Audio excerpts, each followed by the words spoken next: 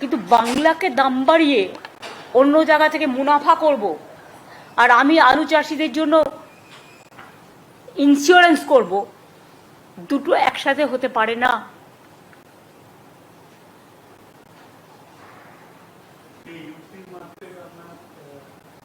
আমি অন্য কোনো রাজ্যের সাথে আমার মার্কেটে তুলনা করব না। It depends on state to state. সব জায়গায় দাম বেড়েছে বলে আমাকেও দাম বাড়াতে হবে তার কোনো মানে নেই।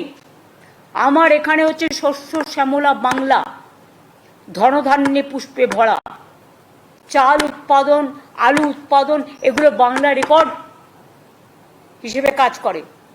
আমি সেখানে অন্য রাজ্যকে বাড়তে দেবো, আমার জিনিস দিয়ে সাপ্লাই করে দেবো, আর আমার নিজের রাজ্যে দাম বাড়াবো, এই যুক্তি হতে পারে না।